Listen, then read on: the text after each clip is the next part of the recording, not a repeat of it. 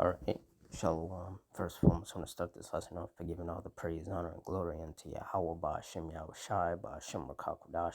Double honors to the apostles and elders of Great Millstone. Honors to all the brothers who are fervently pushing the word in sincerity and in faith.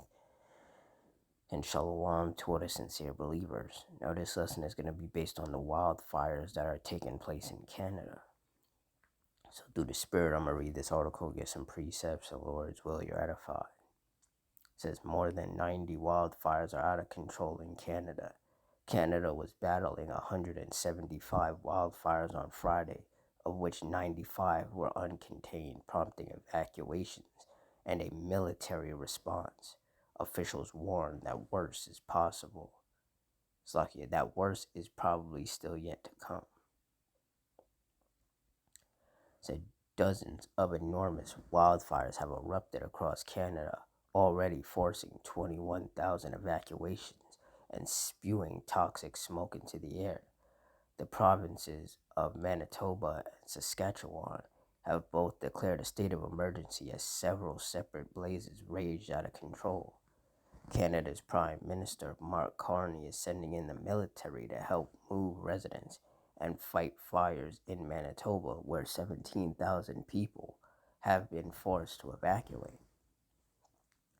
Manitoba Premier Wab Kinew called it the province's largest such exodus in living memory. In Saskatchewan, where 4,000 people have fled their homes, the conditions are as severe as anything that we have faced for quite some period of time, if not ever. With no rain in the forecast and a hot and dry summer on the horizon, the blazes are expected to balloon. Mr. Moe added, I think there's an admission here that things are going to get worse before they get better.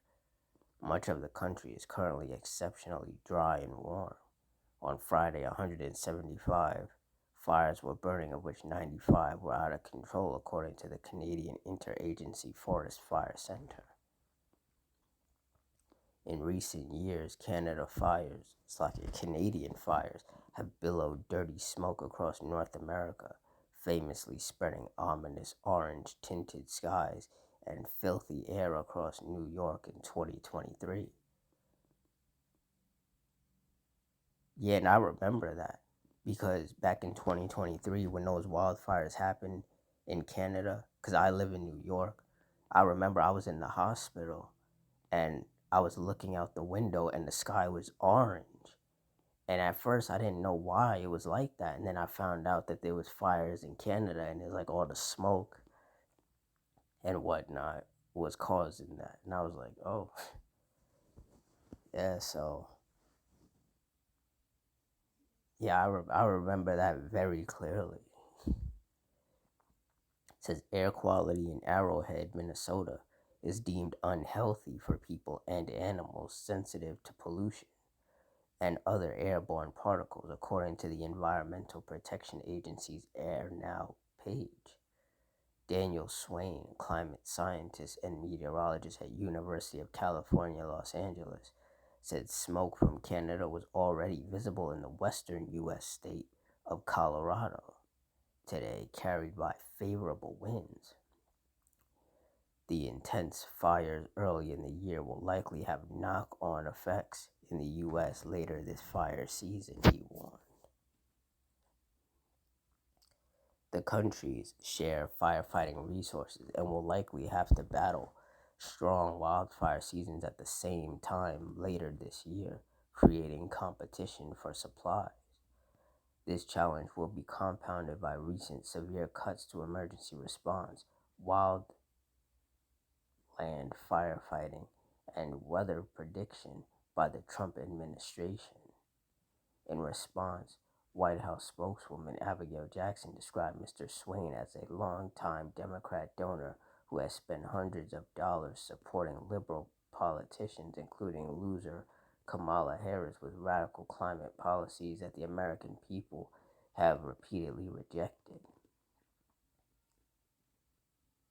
President Trump is remaking our disaster response to keep all Americans safe by ending the ineffective ways of the past and working with state and local governments to invest in their own resilience before disaster strikes.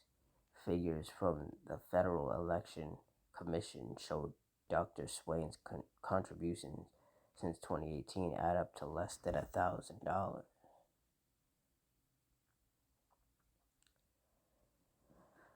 Says Canada is no stranger to wildfires, which can be sparked by human or natural causes like lightning and are also influenced by the way the land is managed.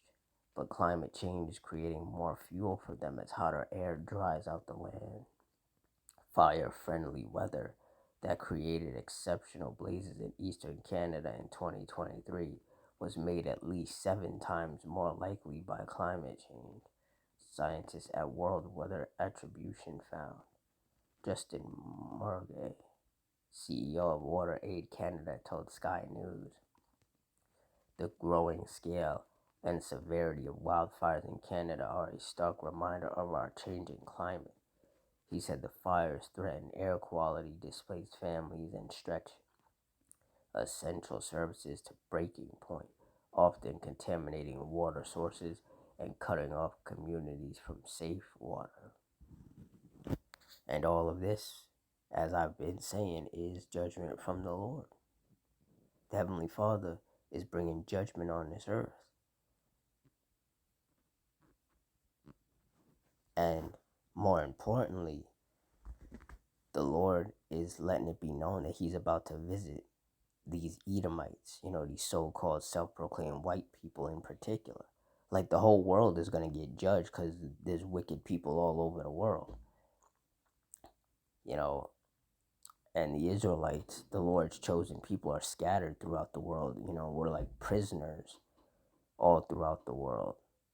So the whole world is going to get judged, you know, for the parts that they took in oppressing our people. But when it comes to these wildfires here in America and in Canada, that's straight judgment of the Lord upon these two incredibly wicked countries. And these are just two of these Edomites, so called self proclaimed white people's strongholds. Isaiah 29:6, thou shalt be visited of the Lord Yahweh of hosts with thunder and with earthquake and great noise, with storm and tempest and the flame of devouring fire. And that's exactly what the Heavenly Father is visiting with. Fire. These devastating, deadly, destructive wildfires that He has in parts of America and parts of Canada.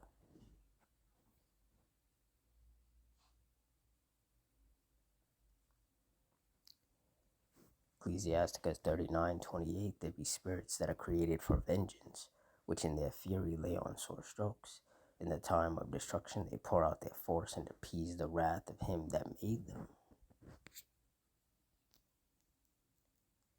Verse 29, fire and hail and famine and death, all these were created for vengeance. Yeah, so these fires, they were created to do exactly what they do. Cause destruction, kill people, wound people,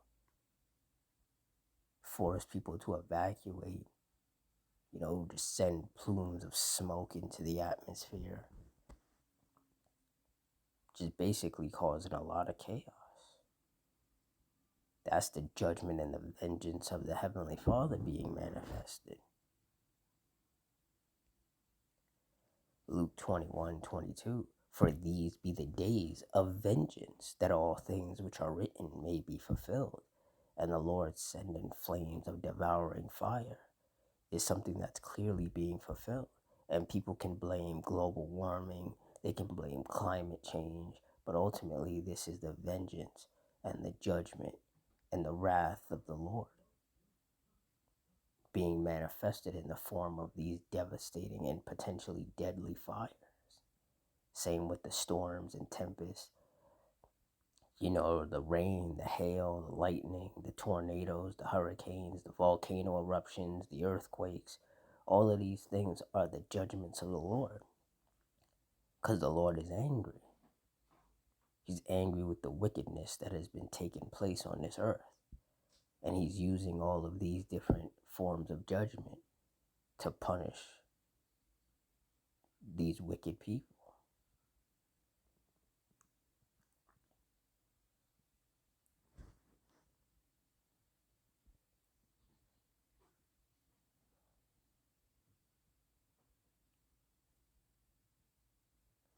Luke 21:36. Watch ye therefore and pray always, that ye may be accounted worthy to escape all these things that shall come to pass, and to stand before the Son of Man. And that's what those of us of the hopeful elect are doing. We're constantly watching the news, reading articles, trying to stay up to date as best as we can as to what's going on in the world. And then we filter it through the scriptures to let us know what time and season we're in. And we know that we're in the last days because 2 Timothy 3:1 says this, know also that in the last days perilous times shall come. And when you look up the definition of perilous, it means full of danger or risk. And with the volcano eruptions and the earthquakes and the power outages and the torrential rainstorms and the hailstorms and the lightning storms and the hurricanes and the tornadoes and the wildfires and all the other things that are taking place in the world, it's safe to say that we are living in those dangerous times. And like everyone keeps saying, it's just going to get worse. And as we see things getting worse, those of us of the hopeful elect, we're praying to Yahweh Ba'Shem Yahweh Shai more, praying that they keep their hedge of protection over us and our loved ones, and continue to keep us stable-minded and comforted and patient, and continue to guide us through these increasingly dangerous times. And Adawan Ratazah, if we're of the elect, then we are going to endure into the end and we're going to be saved. And that is ultimately our hope, that everything that we're going through is going to ultimately lead us to our salvation, while the rest of these people get destroyed for being wicked and for provoking the Heavenly Father unto wrath.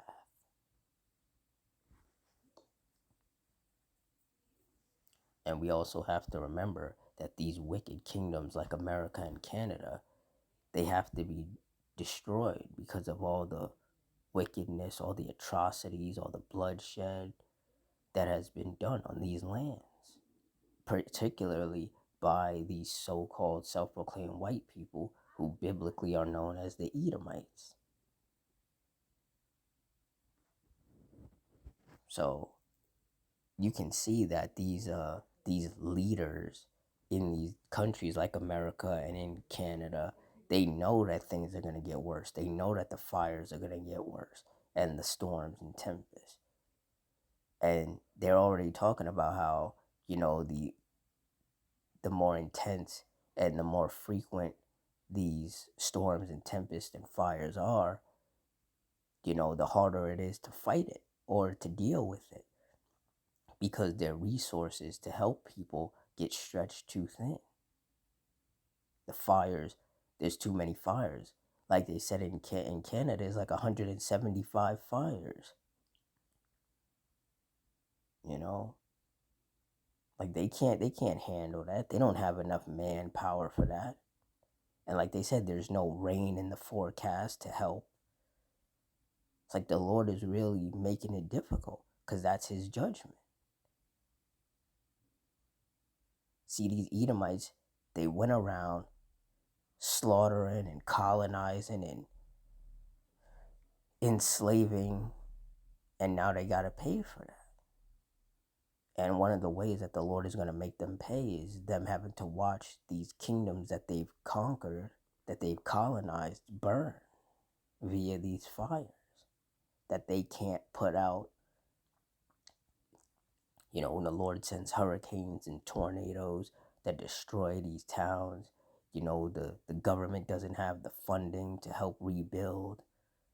The Lord is bringing that judgment, and it's not going to stop.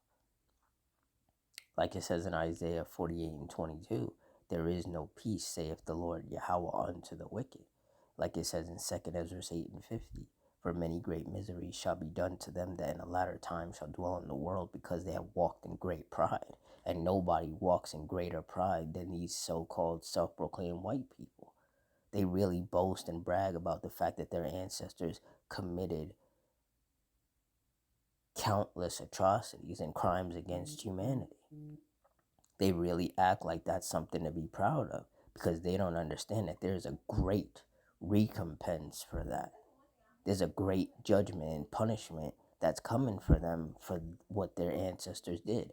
And what they don't understand as well is that they are their ancestors, because reincarnation is a thing. The scriptures tell us that every third or fourth generation we get brought back. So you die in one life, and then in 3-4 generations later you're reborn. So basically these Edomites of today are their ancestors, and they have to pay for the things that they've done in previous lives. And they don't or some of them understand that. A lot of them don't, but some of them very well understand that. But of course, they're not going to tell the rest of their people that. But it doesn't matter whether they tell them or not. It's still going to happen. These Edomites are going to pay for what they've done. And we're seeing it happen. We're seeing it manifest in all the destruction that the Lord is bringing upon these Edomite-controlled kingdoms.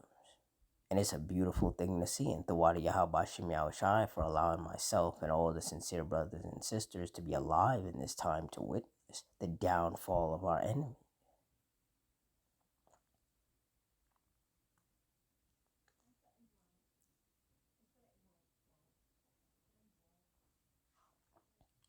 So for all you sincere brothers and sisters, keep your head up, stay prayed up, stay circumspect, and just stay in this faith. Keep watching and reading and fasting, just doing all the righteous things that the scriptures tell us to do, and continue to serve the Lord as fervently and as diligently as you can, because we're in the last days, and it's only downhill for these wicked kingdoms and these wicked people from here. And it's only up for those of us of the hopeful elect. So with that, I'm going to wrap it up here and close it on and give all the praise, honor, and glory unto Yahweh, Bahashim, Yahushai, Bahashim Rakakudash, the Wadi Yahweh, Bahashim Yahushai, for putting his spirit on me to do this lesson. Double honors to the apostles and elders, a great millstone. Honors to all the brothers who are fervently pushing the word in sincerity and in faith, and shalom to all the sincere believers. I hope you all stay strong, stay safe, stay fervent, stay circumspect, stay prayed up. Till next time, shalom.